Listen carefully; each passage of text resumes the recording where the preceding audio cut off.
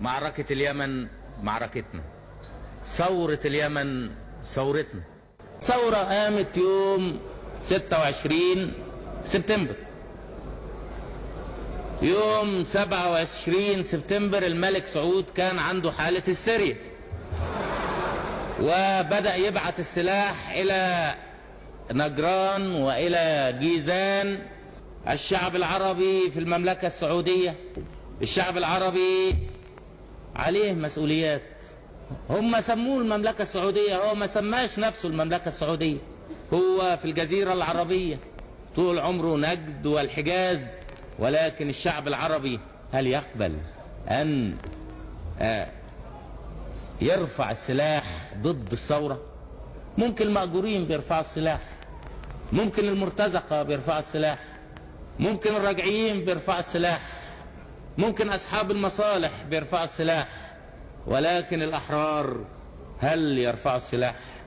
عندنا خسائر، أنا هقول لكم عدد الخسائر بالكامل، ومن أول يوم لغاية امبارح الخسائر اللي عندنا 136 ضابط وعسكري، الضباط 21، الجنود 115.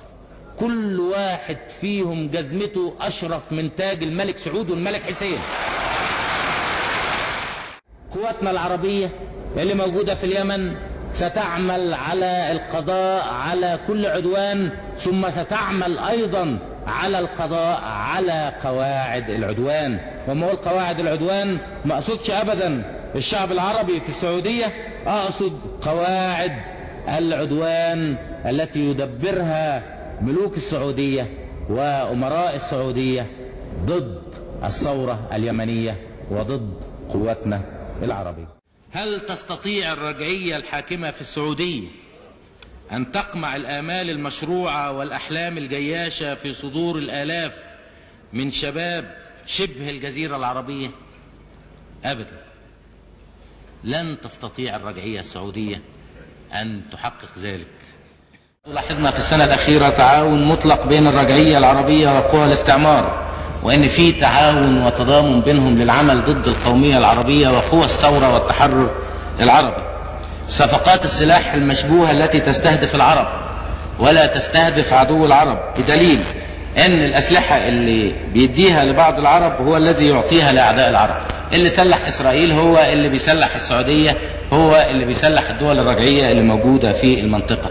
الطيارين الانجليز، وانتوا قريتوا اول امبارح كلام عن الطيارين الانجليز، الاتفاق بين السعوديه وبريطانيا على ان بريطانيا تديها طيارين انجليز. وفي طبعا في السعوديه بعثه عسكريه امريكيه، وفي ايضا بعثه عسكريه انجليزيه. انا لا اتصور باي حال من الاحوال تستطيع المملكه السعوديه ان تحارب في فلسطين وفيها قاعده امريكيه وفيها قاعده بريطانيه.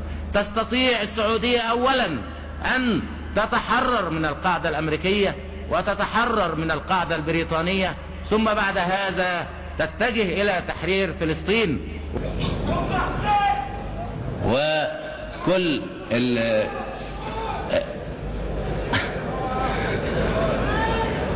ما سعود اتكلمنا عليه قبل كده وعارفين حكايته كلها من أولها لآخرها. ويعني والضرب في الميت حرام.